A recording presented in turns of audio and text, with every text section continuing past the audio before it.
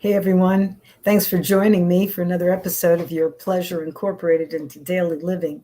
I'm your host, Ellen Nicholas Rathbone, life coach, sex educator, sensuality consultant. Today, I want to talk about uh, being human. Now, I'm sure that we all know something about that because everybody that's listening is a human. But I want to delve into what it means to be human or being human. So we are all human beings. That doesn't mean that we're human doings and human achievings. We are human beings. And what that means is that when you are in the moment, you are experiencing your true self. You are focused on doing the best and living the best in that moment, whether you're driving a car, um, making up a song, singing, uh, riding a bicycle, exercising. You are in that moment and you are being human. Now, humans are, we all start off in utero and we all look the same as every other species on the planet. If you look under a microscope at what everything looks like in the beginning, whether it's a dolphin, a dog, a chimpanzee, or a human, we all start off pretty much looking the same, except then we kind of morph into this form. And I want to remind you, in case no one's ever told you, the form is a temporary meat suit for the essence, the energy that it houses. So that form is your temple and it takes you wherever you need to go. And it has, because of its limitations, the experiences that it wants, desires, and all of these things add to its store of knowledge. Believe me, you've been here many, many times. And each time you come through, there's a lesson for you. There's something that your soul wants to experience, wants to learn about, wants to go through. And, people say, well, what do you mean I've been here many, many times? You've been here more than once, okay? And that's how come when you meet some people, you know them immediately. You know their soul, you know their heart. You've just, something about them is so familiar. Maybe the meat suit on the outside isn't familiar, but the essence, your essence and their essence, they know each other. So being a human is a wonderful, phenomenal sensory experience. Humans are one of the few species on the planet that have sex because it's fun, not because they're just procreating. I mean, other species, they have sex because they have the urge and they must. Humans have sex even when they don't want to procreate. So that's one thing about humans that's very different. Another thing about humans that's very different is that we have the capacity to have a phenomenal imagination. Our creative imagination is one of the best parts of our humanness. And if we can get past our religious differences and past the idea that we are either superior to someone or inferior to someone because of either how much money they make or where they live or what color their skin is. Get over it.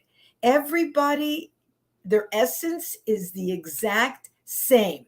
And no matter what kind of jewelry you put on it or what kind of clothing you wear or what kind of car you drive, you're no better than anybody and you're no worse than anybody. You're no better than the bum on the street. You're no better than the CEO of whatever company. Now, they might think that they are superior in one way or the other, but that's just their imagination. Seriously. And then there's that thing about accumulating things that will make you feel as if for some reason you're a superior because you have these things. Well, number one, you can't take them with you. So they do not add to your soul's journey. In fact, they might even inhibit your soul's journey, because while you're busy accumulating all this stuff, and then you have all this stuff, then you get to worry about all this stuff. Who's going to steal it from you? How is it going to get lost? Maybe it's going to go up in a fire. The more stuff you have, the more you worry. So I'm not saying that we shouldn't have anything. There is a certain joy to accumulating memorabilia that remind you of the good times in your life or of the lessons learned. But your stock should not be in those things. Your stock should be in the fact that you are here. We are all here to make a connection, a human connection with other human beings. We are here for service. And when you find what your true gift is and you offer it to the rest of the world, that is one of the most beautiful services that you can offer. Everybody gets a gift. Everybody has a talent of sorts, whether it's to cook or to sew or to dance or to act or whatever. Everybody gets a gift. And if you share that gift with the rest of the world, whether you're getting paid for it or not, that is you putting positive into the rest of the world.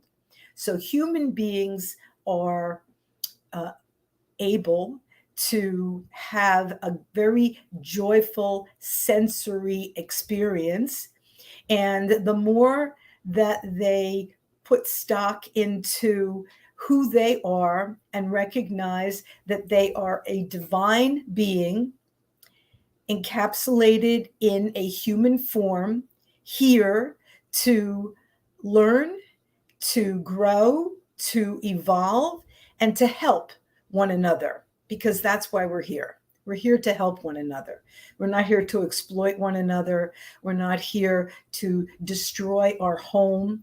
We're not here to hurt anybody or to blow everything up or to accumulate as much wealth as possible, because, again, you could have all the wealth in the world, and when it's your time, when your time is up, you're out. You can't take it with you, and it won't make you live any longer. Some people don't believe that, but I guess they're going to have to learn the hard way. What do we need as human beings? We need to have joy in our lives. We need to have love in our lives. We need time to take a step back and to enjoy the people that we have invested, our children, our parents, our good friends. These are people that enrich our lives. And those are the people and those are the relations that we need and that help us to grow and to evolve. So it's not a good time to waste time with people that do not benefit you with uplifting conversation. It's best to speak with people who see your value, encourage you, love you, believe in you, and want to see you happy. And remember, happiness comes from within your heart. And if you are in service, if you are helping the world to be a better place, then you're going to have a lot of happiness in your life. I mean, you look at some of these people that volunteer all the time. You say, like, what are they getting out of it? The greatest joy is giving. The greatest joy is being of service, whether it's to an individual, to a club, to a church, to a whole business.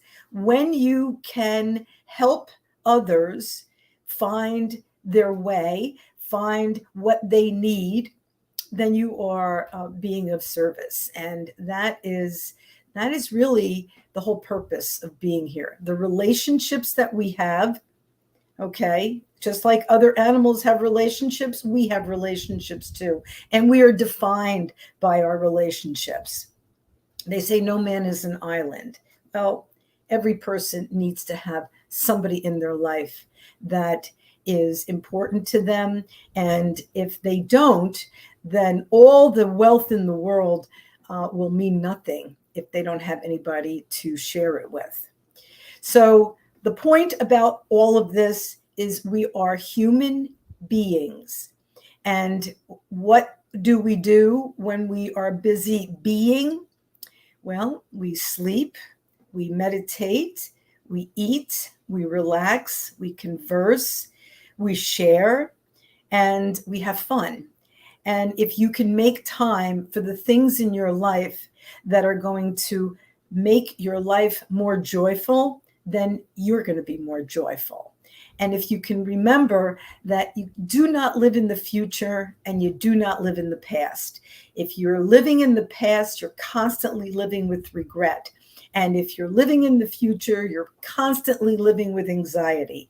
So the best place to be is in the now, right here, right now, appreciating what you have, who you are, and all the gifts that you do have. And if you can live in a state of gratitude for the good things that you have, more good things will come to you. Because it's not about chasing anything or, grinding. Somebody was saying something about grinding. The more you grind, the further you go. That's not why we're here. We're not here for that. We're here to discover our divinity. We're here to be of service and to grow and to learn and to be the very best version of ourselves. And that takes a little bit of work, but you do it joyfully, and it's not a sacrifice. It's actually something that feels great to do. So I hope you have taken a couple of these words of wisdom to heart.